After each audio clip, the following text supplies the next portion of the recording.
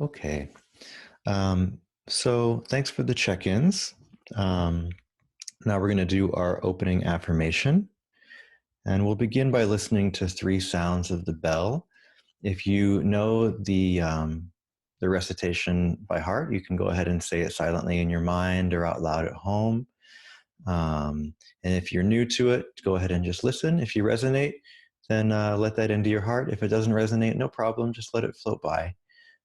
But we'll begin by becoming fully present here and now in the present moment, listening to the sound of the bell.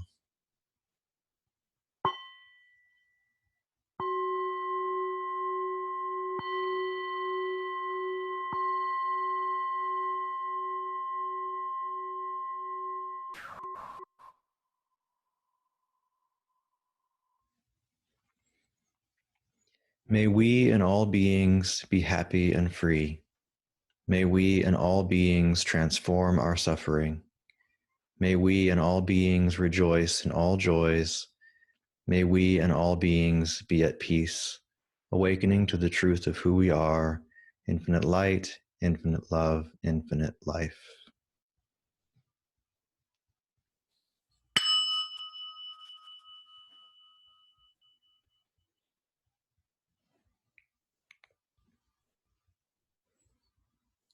Okay.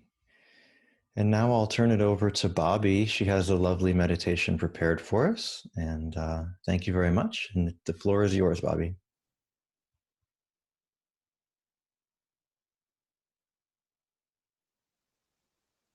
Thank you, Nico.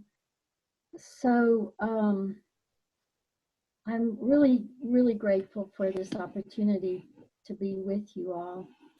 And before I do this guided meditation, I want to explain a little bit because it may be that this format is a little bit unfamiliar to some of you. In the Thich Nhat Hanh tradition, this is a type of meditation that's used quite a bit. So what happens is that you will hear kind of a clunk sound of the bell like this. And after that, you'll hear a couple of sentences like guidance for something to focus on while you're breathing. And after that, there'll be a word or two. And this is an opportunity to think of that word when you breathe in and think of the next word when you breathe out. When I finish that part of the guidance, you'll hear a full bell, which is your opportunity to practice what was just guided. So this guided meditation is really back to the basics. We're going to concentrate on connecting with the breath, connecting with the body, connecting with the mind. When all of these things are connected and in harmony with one another, we are present and everything flows much, much better. So I invite you to just settle into however you want to sit or lie down. Even if you are lying down, it's best to be lying down on your back so that you can have a nice straight spine. When we're sitting, we also want to sit up straight, not stiff or rigid. You want to be comfortable, maybe not so comfortable that you fall asleep, but still, if there is some nagging pain in the body, it will be very difficult to concentrate. So we just get comfortable. And when you're ready, you can gently close your eyes if you like. And I'm going to invite 3 sounds of the bell to help us once again be present with the sound of the bell.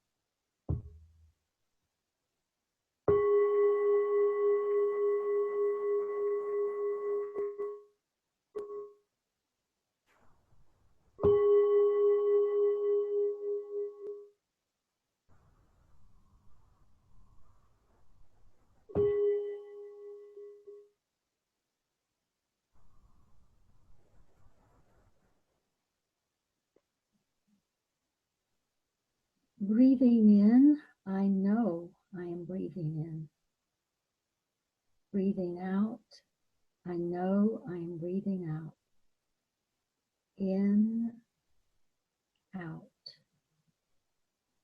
In, out.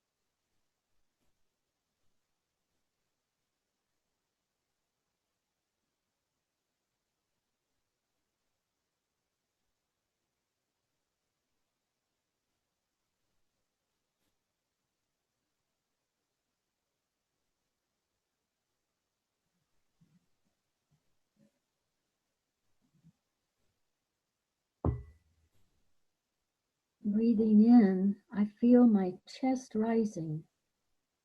Breathing out, I feel my chest falling. Rising, falling. Rising, falling.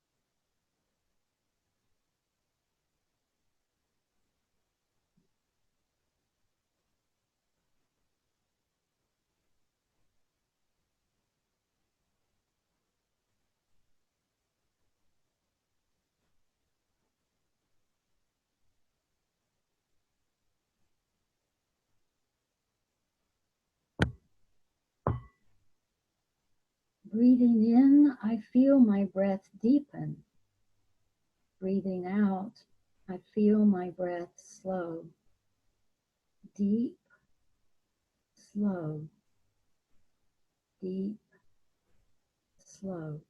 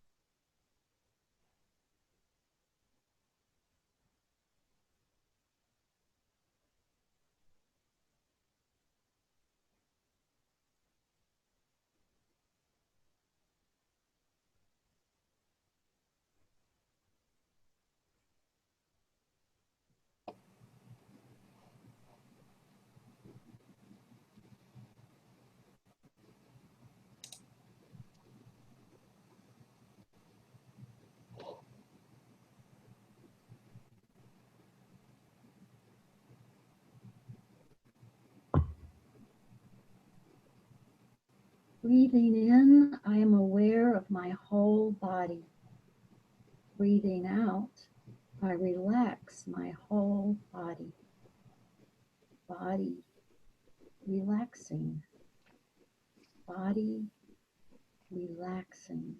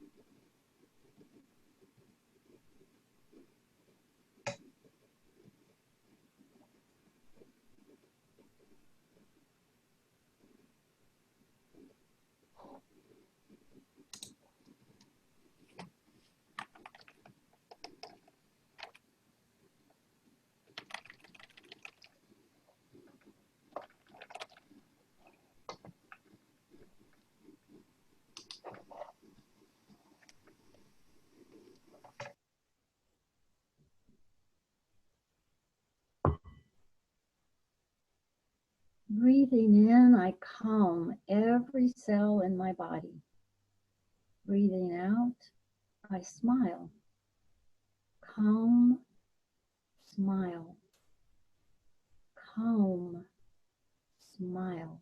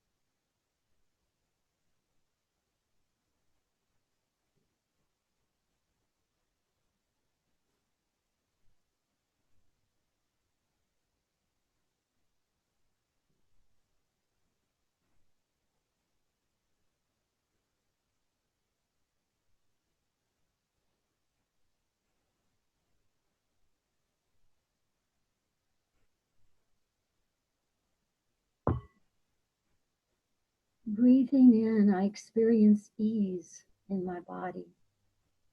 Breathing out, I smile.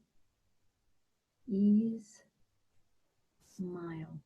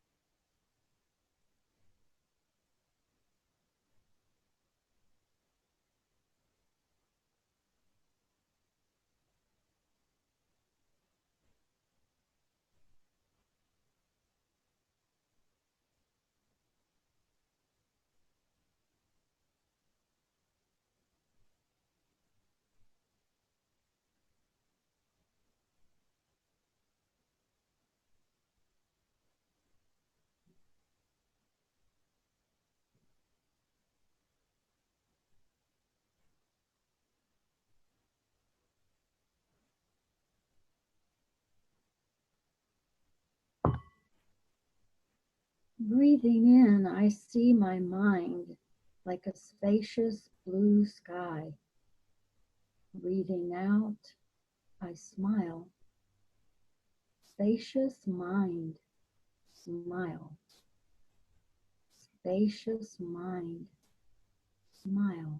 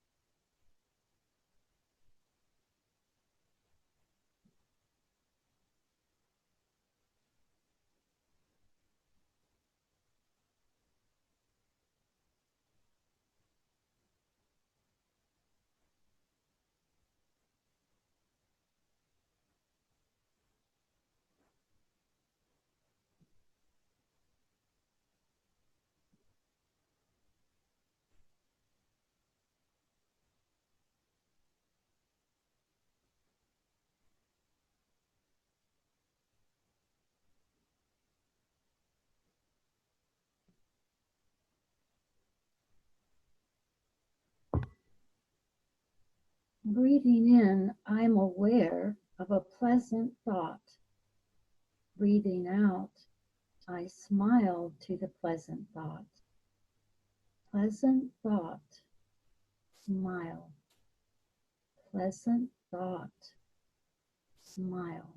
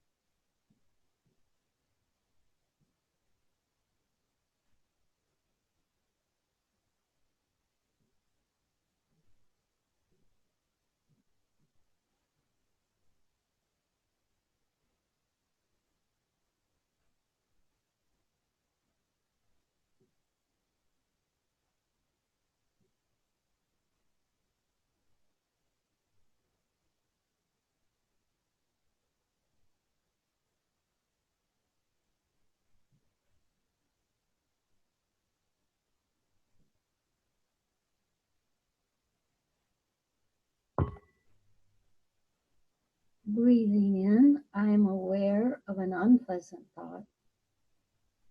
Breathing out, I smile to the unpleasant thought. Unpleasant thought, smile. Unpleasant thought, smile.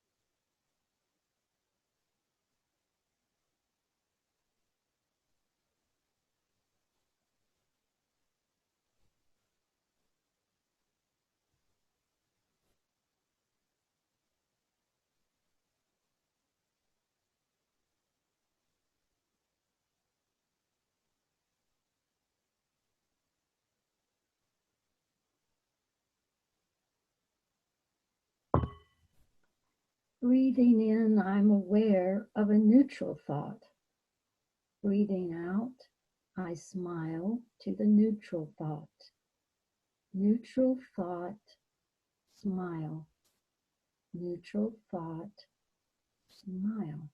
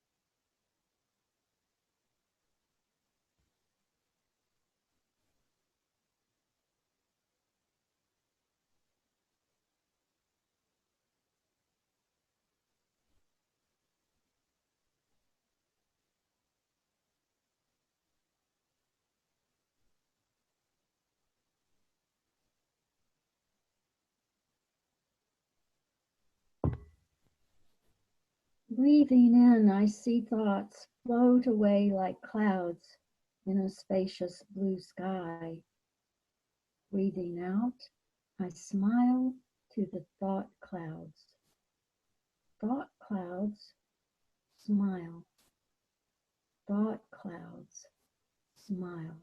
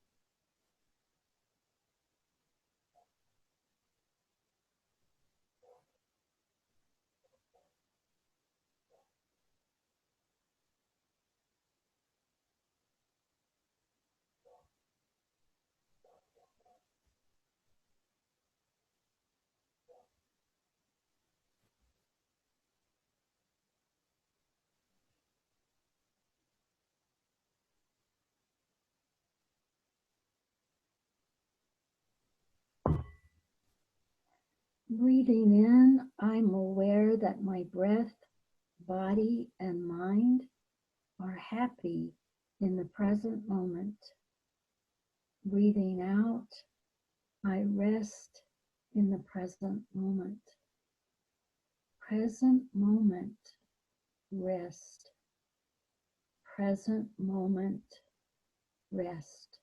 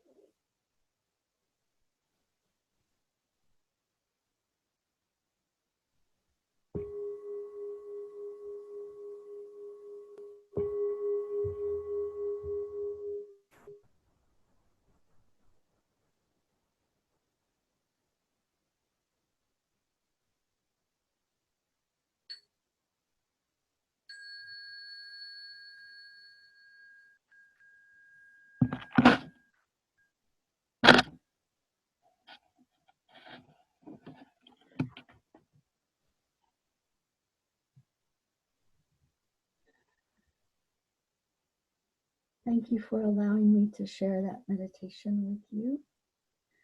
I enjoyed it very much. I hope you did too. Thank you.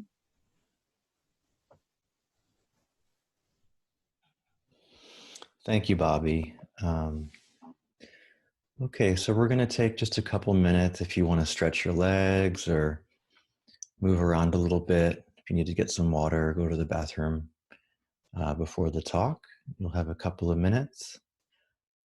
All right, so today's talk might be a welcome topic for some of the who shared in their check-ins. The theme of the talk today is stability of attention. I'd like to begin the talk with something special. We don't usually do this at our gatherings, but since we have the technology, I thought it would be fun to share a video with you. And I think it's about 8 minutes long, but quite lovely, and hopefully it'll work through this Zoom platform. And without giving you too much of an intro on it, I'll just do the screen share and let you watch, and we can continue the talk afterwards. So enjoy.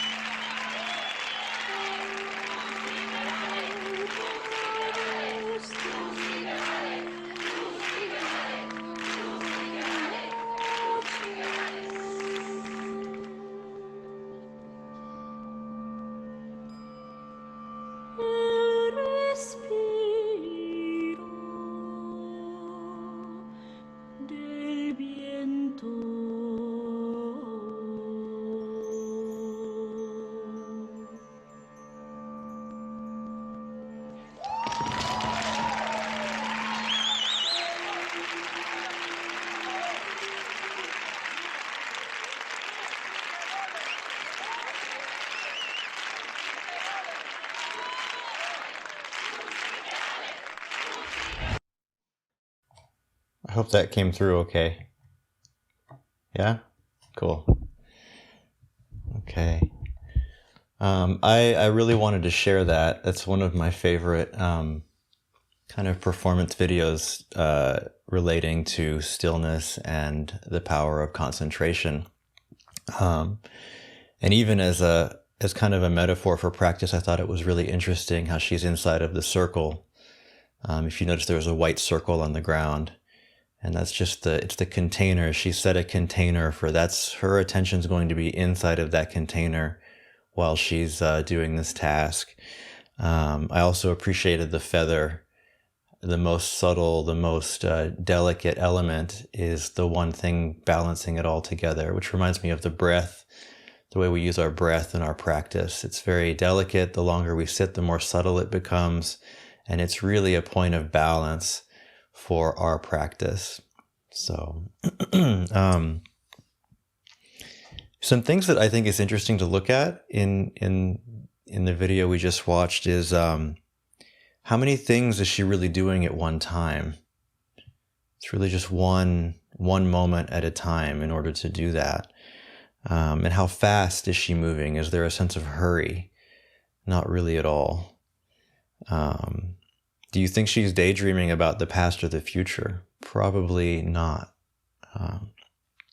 So just contemplations for ourselves to make in this moment. How often do you think you experience that degree of stable attention? You don't have to say it out loud, just to yourself. In meditation practice, to start with, and in daily life, just in everyday life. And what was the last time you think you came close to that kind of stability? What were you doing?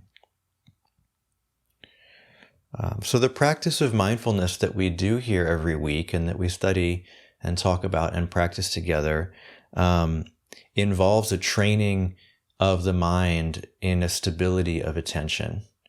That's one of the really important aspects of our mindfulness practice, is training the attention to stay where we place it. And the more we're able to do that, the more depth of concentration on what's happening in the present is possible. So the more we practice our regular meditation practice, the stronger our capacity for attention becomes. Every time the mind wanders, and we're off in thoughts of the past or the future or something that we heard about on TV, and then we say, oh, I lost my focus, and we come back really gently. Every time we do that, we strengthen that muscle of attention. And it can be a gentle process, this kind of training the mind to stay where we choose. This is going to reduce distraction in our lives and in our practice. And it also lets us maintain attention where we actually want it to be, on the things that are most important to us.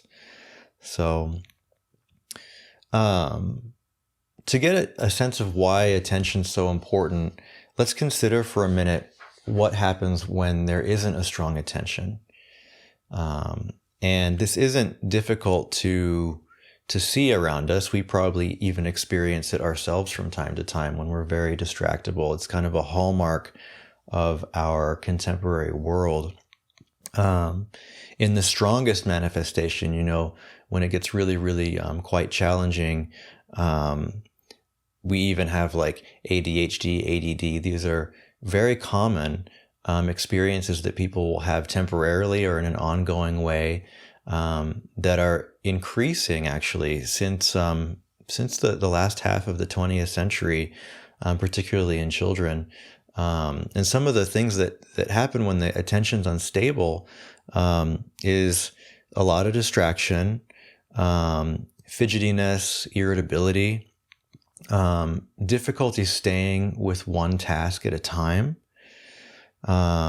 Related to that is an overcommitment to too many tasks. So you have 100 things that you've committed to do, and none of them are getting done because it's too much and the attention's not tracking.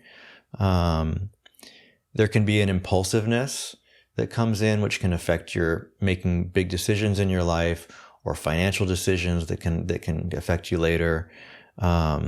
Trouble learning comes with a difficulty with distraction, with an unstable attention.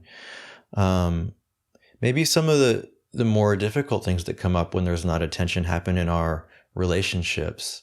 Because if you have trouble learning social skills when you're younger, it's hard to pick them up when there's a lot of distraction, and that makes it difficult to become close with people.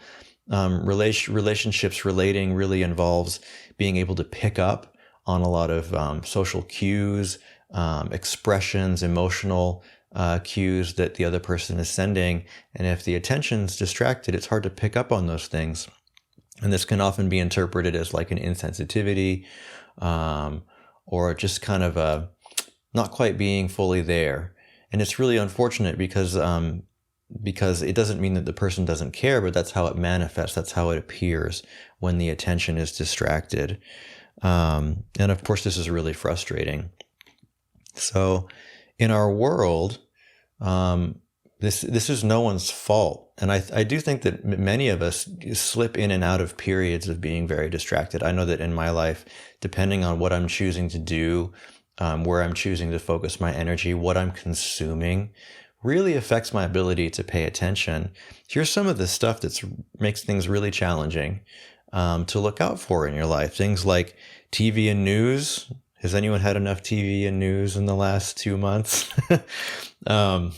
This is a big one. It's a really, really big one. Not only the programming, but the advertisements in between. It seems like you have programming that's a lot of fear and aggression, and then you have advertising that's a lot of really stimulating your desire centers and trying to get you worked up to buy things, and really distracting. Social media, looking at Facebook, it is addictive. And the notification settings, the way that it's constantly dinging at you and getting your attention, this really pulls your attention away. Having a web browser, a really great way to scramble your brain. Sometimes I'll look up and I have 20 different tabs open.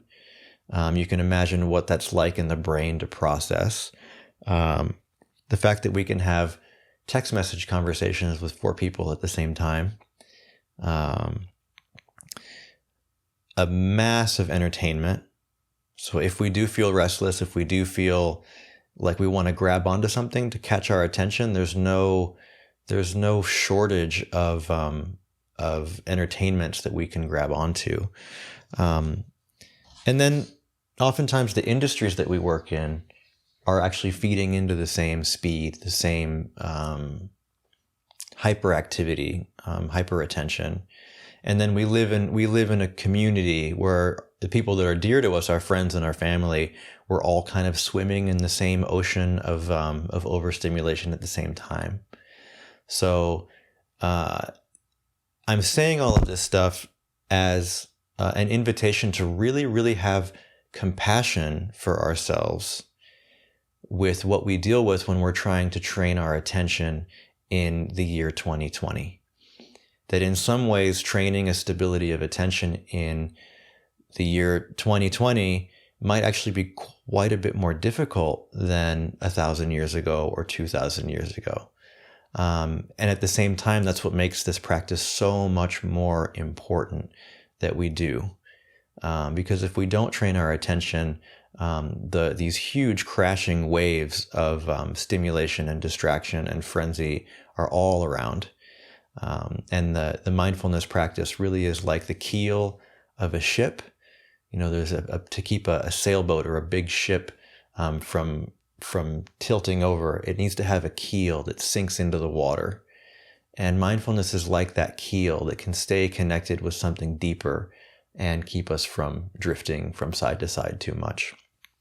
So on that note, just let's take a personal inventory, just quietly to ourselves. What are some of the bigger distractions in your life that really take you off course from what you would like to do? It might be social media, might be news, might be TV, might be certain conversations, anything, certain habits. So without any judgment, just become aware of that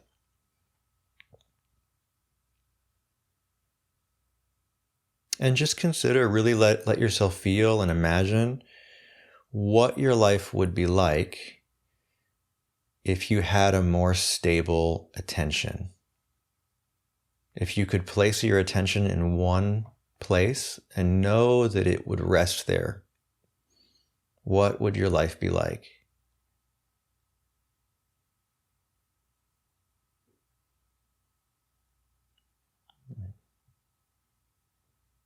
It's good to keep that in mind, to kind of have an image of what's possible, that we do have an immense potential for stability and for clarity, especially if we can commit to training, and believing in ourselves, believing that that's a possibility is really going to be a guiding light.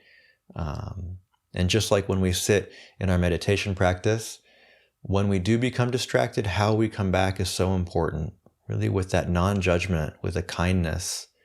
I really, really mean it when I say we need compassion with ourselves.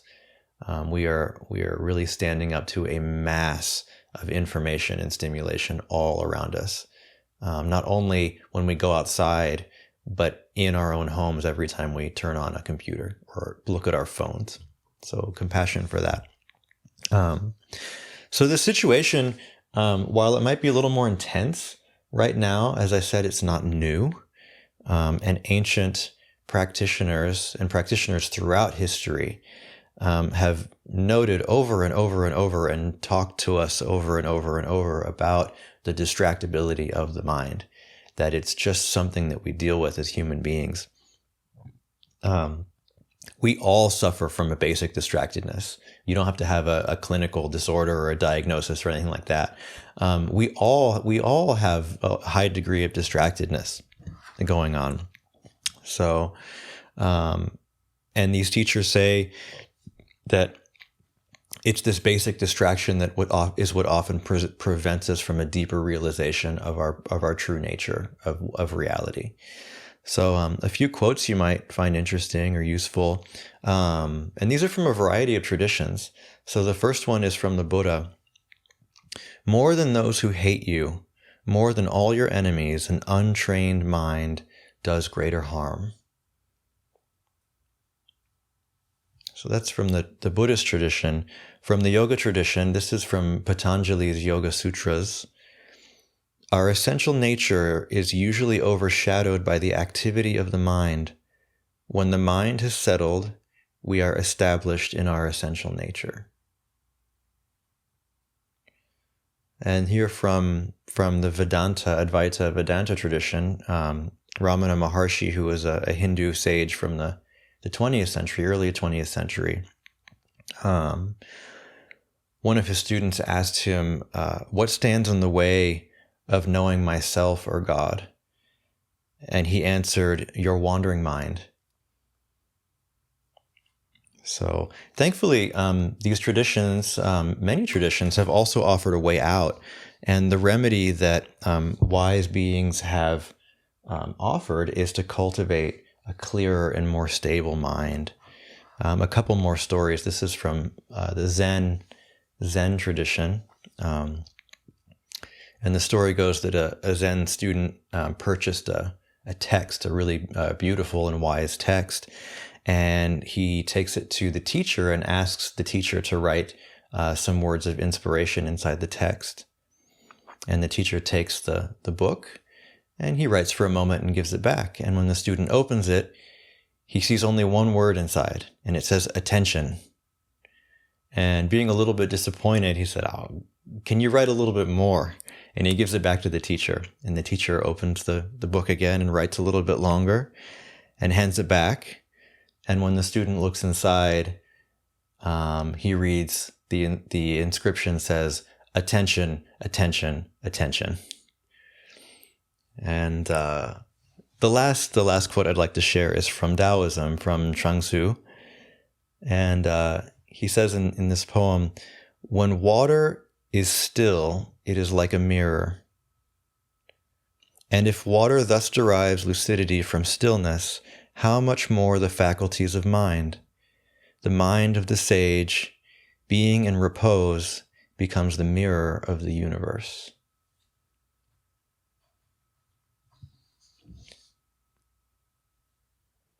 How's that for an inspiration for cultivating attention, to have a mind that's the mirror of the universe? So some of the benefits, let's talk about some of the benefits of a stable attention, really go through them. The first one is we have a choice. We can consciously choose where to place our attention. That means that our attitude and intention can be conscious. We can choose our attitude.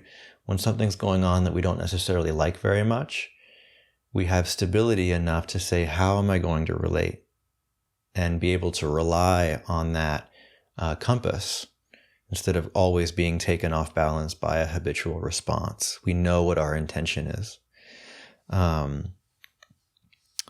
Something, just kind of as a side note here, what's really interesting, and I encourage you to notice this in your life, maybe in the next week, is where we place our attention can tend to really affect our sense of the quality of our own mind.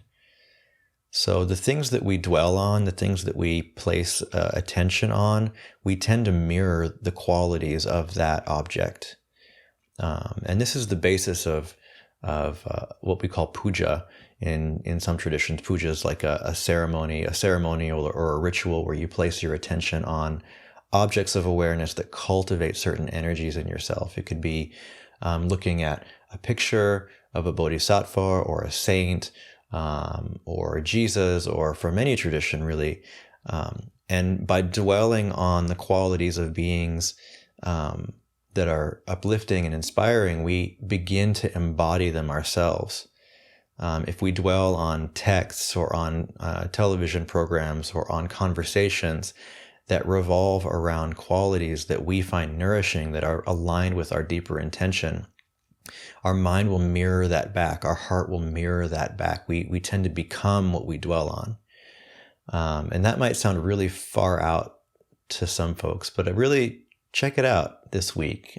See where you place your attention, or maybe even choose an object of attention that's inspiring to you and really dwell on it for a while, or come back to it throughout the week and see whether or not you find that the qualities you're dwelling on begin to manifest in your own thought, speech, and action. So there's an experiment for you. As important as being able to choose where we place our attention is we have the ability to choose where we don't place our attention. And this is just as important. The obvious one is distractions. The 1,000 distractions that come up when we're working or trying to meditate. We can choose not to suppress them or push them away, but we can choose to put the attention where we want. Some other things we might choose not to put attention on is some of our less wholesome habits, some of the ways we consume that might be a bit harmful, whether it's health-wise, that ice cream before bed every night, or that Netflix series that's really, really violent, and we know it's not really so great for us, but we watch it because we're kind of hooked on the energy. We're hooked on that rush of adrenaline that we get. But with stability, we can choose not to do things. We can choose not to do that stuff. Stability of attention, in a nutshell, means we can choose our thoughts, our words, and our actions. And our thoughts and words and actions are what is shaping our experience all the time. So the more stable we can be and intentional we can be with them, the more intention we have in actually setting the direction for our life. In the most mundane sense, we maintain clarity of purpose. So have you ever gotten really inspired by something? Like, I'm going to do this. This is really inspiring. This is really going to embody generosity. This is going to embody commitment. This is going to embody kindness toward others, or service, or creativity. And we're really, really excited for a day or 2 days. And then 4 or 5 days later, if you ask us about that project, we couldn't even tell you what it was anymore, because we're caught up in some other drama or some other thing that caught our attention. Happens to me. I imagine it happens to other people. Imagine that not happening. Imagining having a sustained energy towards what you care about. Improve communication with other people because we're actually listening. We're tracking what someone is saying. We're tracking the tone of their voice. We can really track the energy of emotion that they're conveying. And we're there. We're really, really, really there with that person. And when we respond to them, we respond in a way that lets them know that we're there. I mean, this is the essence of our most beautiful moments in relationship with our friends and family, right? When we really connect and we really know that we're understanding and being understood. And that really requires that stability of attention. Just being present for the moments of life. You know, our life passes by. If we're in a virtual reality of a bunch of stuff in our minds, we miss out on what's really happening.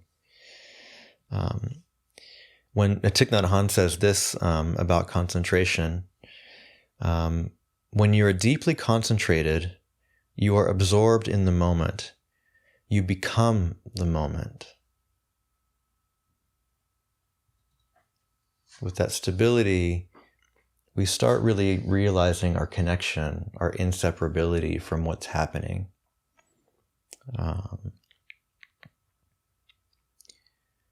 In the meditative practice that we do, concentration, the stable attention leads to a refined concentration that is called samadhi. And that's a very stable, collected attention that is able to be fully present with the moment as it is. And it's this kind of concentration that's actually said to be required. You need it for deeper insight. Without this stable attention, you can't see deeply enough into the nature of interbeing or impermanence or non-self. It's stable attention that makes these realizations real. This insight becomes real. It's not just something that you read in a book or heard about in a talk. It's something that's directly experienced when the mind is stable. So we're getting at that in our mindfulness practice. The deeper you go into mindfulness practice, there's layer after layer after layer of concentration that are possible. And in previous talks, I've said, don't worry about them too much. And if you were here for one of those talks, the reason that I say that is because sometimes it can become a pressure or a distraction in itself to think you have to get to this state or this level or that level. And what's the paradox about it is actually the less that you obsess about getting super concentrated, the more you relax, the more you really let yourself become clear and calm and stable without trying to attain anything, that concentration naturally arises. So that's why I say, don't focus too much on getting somewhere in your practice. And the paradox is that that's actually what's going to start to get you somewhere. File that way, way in the back of your brain or forget that I said it. Just relax and practice. That's all that's really important. Thich Nhat Hanh, again, talking about concentration. This is from The Miracle of Mindfulness. And he's talking about stabilizing your mindfulness practice. And he says, in the first 6 months, try only to build up your power of concentration, to create an inner calmness and serene joy. You will shake off anxiety, enjoy total rest, and quiet your mind. You will be refreshed and gain a broader, clearer view of things, and deepen and strengthen the love in yourself. And you will be able to respond more helpfully to those around you. Sitting in meditation is nourishment for your spirit and nourishment for your body as well. Through sitting, our bodies obtain harmony, feel lighter, and are more at peace. The path from the observation of your mind to seeing into your own nature won't be too rough. Once you are able to quiet your mind, once your feelings and thoughts no longer disturb you, at that point your mind will begin to dwell in mind. When mind has taken hold of mind, deluded mind becomes true mind. True mind is our real self, is the Buddha. So that's the power of concentration, of a stable attention. And if those last few phrases that he says sound like they go way into philosophical territory, I'll assure you that his next sentences after that, were basically, and I'm not going to say too much more about that, because there's things that words kind of we trip over and get confused. But the essence, I think, is that a concentrated mind, a stable attention, has so many benefits, not only for our bodies, for our minds, for our relationships, but for our ability to see clearly into the nature of our experience as well.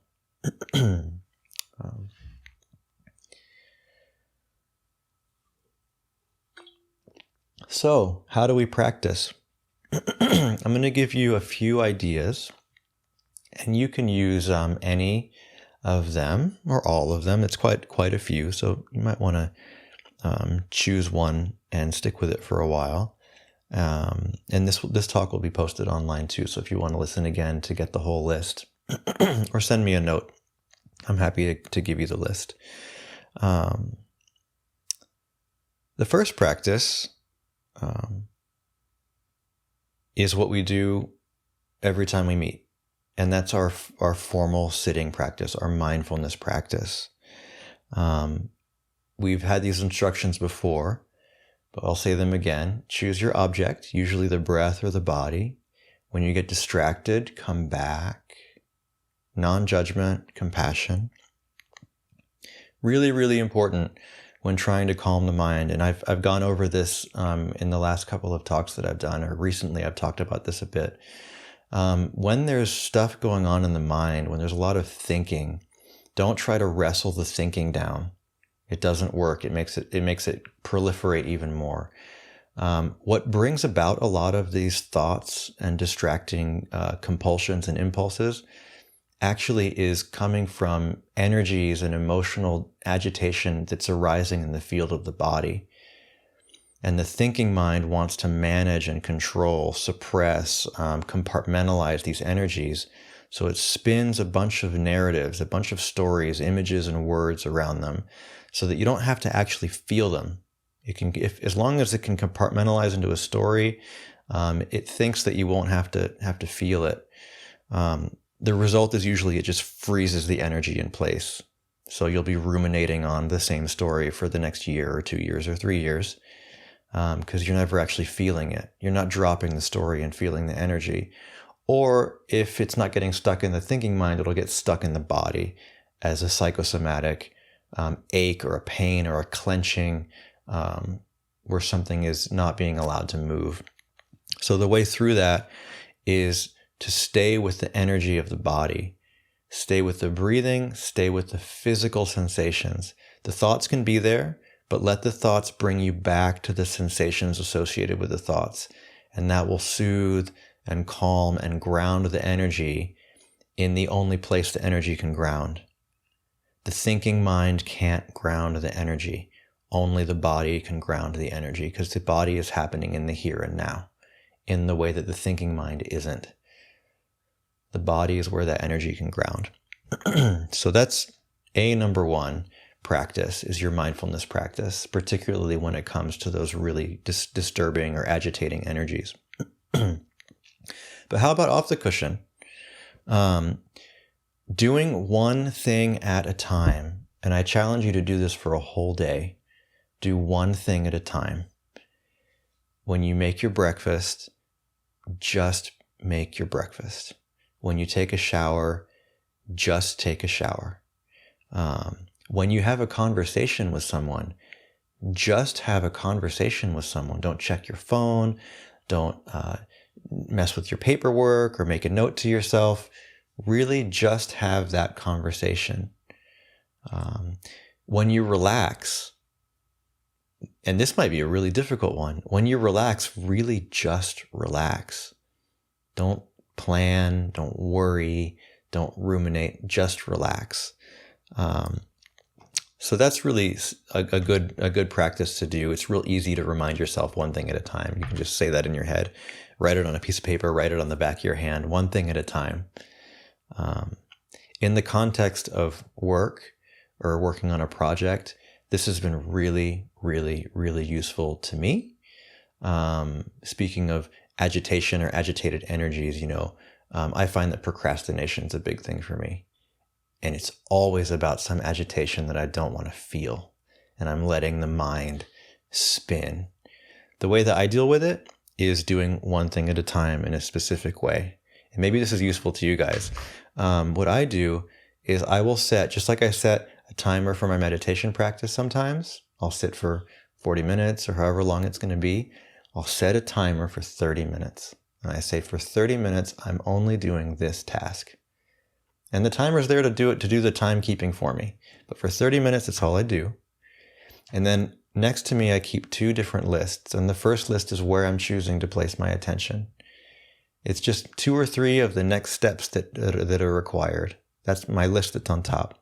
And underneath that list is a piece of paper that's called distractions. And every time a distraction comes up, I take my pen and I write it down. And I put it on the list and I go back to the next step.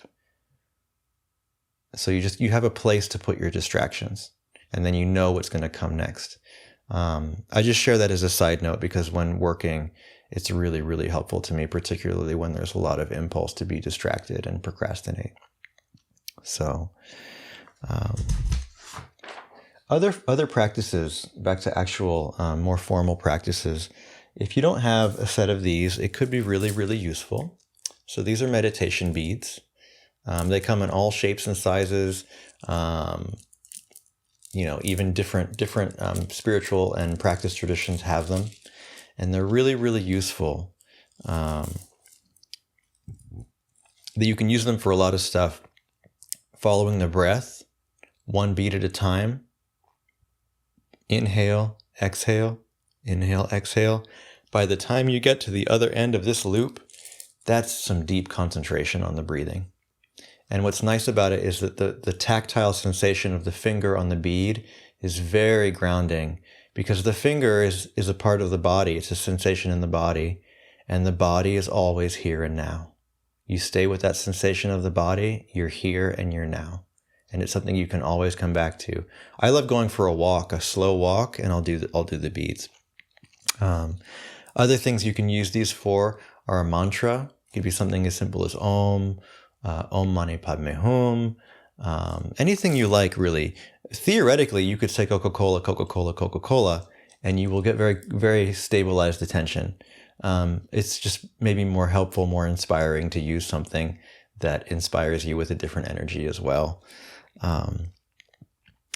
Loving kindness practice is really, really, really great on a set of beads. And you can do it while you're walking too. I love to go for walks in nature and do loving kindness or compassion or gratitude practice, one bead at a time, one thing I'm grateful for. When you get through 1 or 2 rounds of these things, of doing things you're grateful for, things that are joyful, that's hundreds. That's filling your consciousness with hundreds and hundreds of pleasant things to be grateful for. So if you don't have a set of these and you don't use them often, make some for yourself or get some. They're not too expensive online. I think that the DMC sells them as well. But really, really, really useful. Thich Nhat Hanh uses gathas, and the ones that I find particularly useful are the breathing gathas. So a gatha is a short poem. Breathing in, I notice my body. Breathing out, I smile to my body. Breathing in, I calm. Breathing out, I let go. Breathing in, I notice the present moment. Breathing out, it's a wonderful moment. Simple, simple, simple. You can make these up. If you want to look some up online, you can look up Thich Nhat Hanh gathas. I'm sure you'll find a lot. But this is really simple. I mean, little children can do this stuff. We find something that's inspiring to you. and coordinate it with your breathing. And this really refines the attention very, very quickly. If all you can do is the next thing I'm going to say, this is really powerful. If you've got a lot going on, you're really distracted, just doing this a couple of times a day, you'll be surprised at how refined your attention can become in a very, very short amount of time. And that's stopping for mindful breathing. If you visit Magnolia Grove or any of the other practice centers in our tradition, every time the clock bell rings 4 times an hour, everyone stops and they breathe and they come back to the present moment. So if you don't have a clock bell, you could say, well, how about every time I get into my car? How about every time I am about to walk out my front door? How about every time I go to the restroom, or every time I'm about to eat a meal? Just stop and take 3 breaths and return to the present moment. And you'll be really, really surprised how quickly the mind becomes very stable and very concentrated with just these very simple practices. So thanks for being such generous listeners. That's going to conclude what I have to say about stability of attention. And in summary, mindfulness is the centerpiece of stable attention. And if you struggle with attention, please know that you're not alone, that we all struggle with attention. And that is why we practice. If we had perfectly stable attention, we wouldn't need a meditation center. And it's really wonderful to be able to practice together as often as we do. So thank you very much. And in a moment, I'm going to turn the recording off so we can have our discussion. I'm really excited to hear what some of you or all of you have to say from your own experience, or thoughts about the talk, or anything else you'd like to share about your practice. So thank you very much. And I'll stop the recording. Okay. So I really love the recitation that we do at the end of Monday. And I think that I might get it a little bit off, but you'll get the gist of it. And we're going to do our regular closing chant afterwards. But just for now, you can listen along.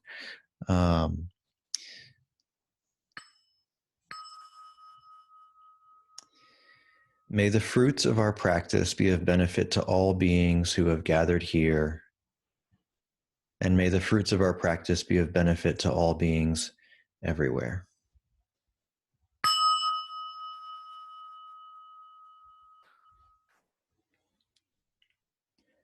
And now, our regular closing chant, the 4 vows of awakening beings. Listening to 3 sounds of the bell first.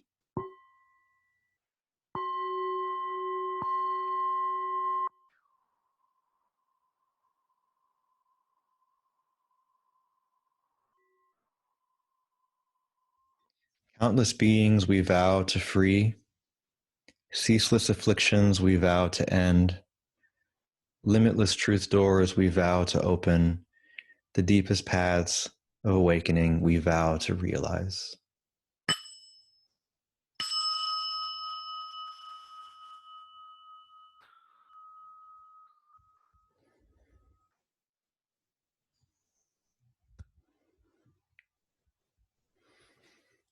Thank you very much. It's really nice to see everybody.